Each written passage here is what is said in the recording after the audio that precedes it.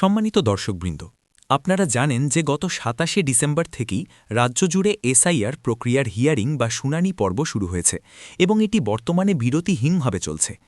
এর মধ্যেই কমিশনারের পক্ষ থেকে নথিপত্র সংক্রান্ত একটি বিশেষ ঘোষণা এসেছে।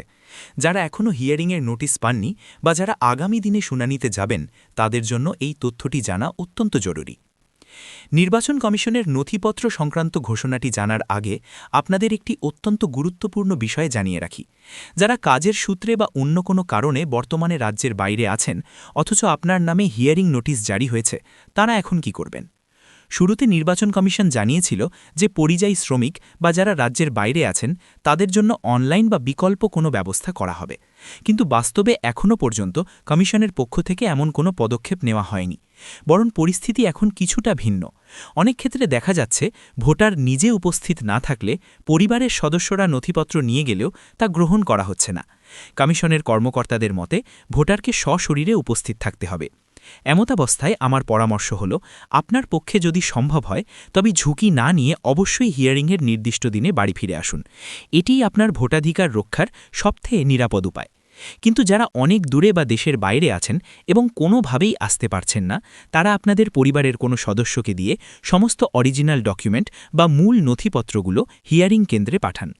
যদি তারা আপনার অনুপস্থিতিতে নথিপত্র গ্রহণ করে নেন, তবে আপনার সমস্যার সমাধান হয়ে যাবে। কিন্তু যদি তারা কোনোভাবেই ভোটার ছাড়া ডকুমেন্ট গ্রহণ না করেন, তবে আপনার নাম ২০২৬ সালের ফাইনাল ভোটার লিস্ট থেকে বাদ পড়ে যেতে পারে। সেক্ষেত্রে আপনি যখন পরবর্তীতে বাড়িতে ফিরবেন, তখন আপনাকে পুনরায় ফর্ম 6 পূরণ করে নতুন ভোটার হিসেবে নাম তুলতে হবে।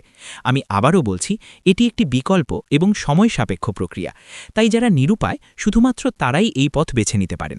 তবে ভোটাধিকার সুরক্ষিত রাখতে সশরীরে হিয়ারিংয়ে উপস্থিত হওয়াই হবে বুদ্ধিমানের কাজ।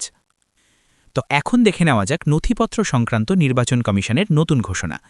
নির্বাচন কমিশন জানিয়েছে, কলকাতা হাইকোর্টের নির্দেশ অনুযায়ী ওবিসি সার্টিফিকেট নিয়ে বড় সিদ্ধান্ত নেওয়া হয়েছে। ২০১০ সাল থেকে ২০২৪ সালের মধ্যে ইস্যু করা ওবিসি এ এবং ওবিসি বি সার্টিফিকেটগুলো এখন আর ভোটার কার্ডের হিয়ারিং বা ভেরিফিকেশনের কাজে ব্যবহার করা যাবে না। আপনারা জানেন যে কয়েক মাস আগে কলকাতা হাইকোর্ট ২০১০ থেকে ২০২৪ সালের মধ্যবর্তী সময়ে ইস্যু হওয়া ওবিসি সার্টিফিকেটগুলো বাতিল করেছিল। সেই নির্দেশ মেনেই নির্বাচন কমিশন জানিয়েছে, হিয়ারিংয়ের জন্য যে ১১টি নথির তালিকা রয়েছে, তার মধ্যে ২০১০ থেকে ২০২৪ সালের ওবিসি সার্টিফিকেট এখন থেকে গ্রহণযোগ্য হবে না। তবে আপনার কাছে যদি ২০১০ সালের আগের বা ২০২৪ সালের পরের কোনো ওবিসি সার্টিফিকেট থাকে বা আপনি যদি এসসি বা এসটি সার্টিফিকেটধারী হন, তাহলে আপনি তা ব্যবহার করতে পারবেন। ভেরিফিকেশনে কোনো সমস্যা হবে না। এক কথায় ২০১০ থেকে ২০২৪ সালের মধ্যে ইস্যু হওয়া শুধুমাত্র ওবিসি সার্টিফিকেটগুলো গ্রহণযোগ্য নয়। এছাড়া সব কাস্ট সার্টিফিকেট বা জাতি শংসাপত্র গ্রহণ করবেন কমিশন। এছাড়াও ভোটার তালিকার নিবিড় পরিমার্জনে বড় পদক্ষেপ নিয়েছে নির্বাচন কমিশন। এখন থেকে যৌনকর্মী এবং রূপান্তরকামী বা ট্রান্সজেন্ডার এদের ক্ষেত্রে নথিপত্র দেখানোর কড়াকড়ি নিয়ম থাকছে না। সামাজিক পরিস্থিতি ও পারিবারিক বিচ্ছিন্নতার কথা বিবেচনা করে যৌনকর্মীদের নথিতে ছাড় দেওয়া হয়েছে এবং রূপান্তরকামীদের ক্ষেত্রে গুরু মাদের গুরুত্ব দেওয়া হচ্ছে। নথিপত্র না থাকলেও তারা এখন শুনানিতে অংশ নিতে পারবেন এবং স্থানীয় কর্মকর্তাদের এই বিষয়ে বিশেষ তদারকির নির্দেশ দেওয়া হয়েছে। তো আপনার কি মনে হয়, ওবিসি সার্টিফিকেট বাতিলের এই সিদ্ধান্ত সাধারণ মানুষের ভোগান্তি কি বাড়াবে? কমেন্ট করে আমাদের জানান। হিয়ারিং সংক্রান্ত আরও কোনো প্রশ্ন থাকলে সেটিও করতে পারেন। পরবর্তী ভিডিওতে আমরা আলোচনা করব। ধন্যবাদ।